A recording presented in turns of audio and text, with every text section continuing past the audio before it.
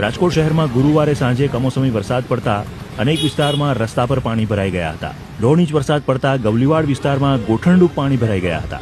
અહીં બાજુમાં જ પાણીની લાઇનનું રિપેરિંગ કામ ચાલી રહ્યું છે, જે દરમિયાન ઝાડ તૂટીને એમાં ફસાઈ જતા પાણીનો નિકાલ બંધ થઈ ગયો હતો, જેને કારણે આસપાસના 40 જેટલા ઘરોમાં વરસાદી પાણી ઘૂસી ગયા. રાજકોટ શહેરના વાતાવરણમાં ગુરુવારે આ પલટો આવ્યો હતો અને અમુક વિસ્તારમાં પાણી ભરાઈ ગયા હતા.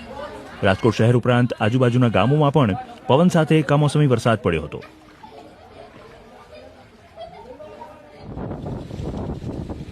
તો બોટાદ શહેરમાં જોરદાર પવન અને વીજળીના કડાકા સાથે કમોસમી વરસાદ આવ્યો.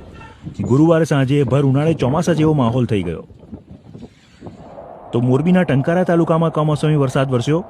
ગ્રામ્ય વિસ્તારોમાં બપોર બાદ ચોમાસા જેવો માહોલ જોવા મળ્યો, જેમાં ખીજડીયા, લજાઈ, નેસડા, સુરજી સહિતના ગ્રામ્ય વિસ્તારોમાં વરસાદ પડ્યો.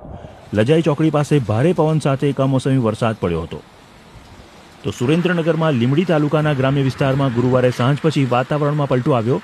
ખંભલાવ, ભોયકા સહિત આસપાસના ગામોમાં પવન સાથે કમોસમી વરસાદ શરૂ થયો હતો.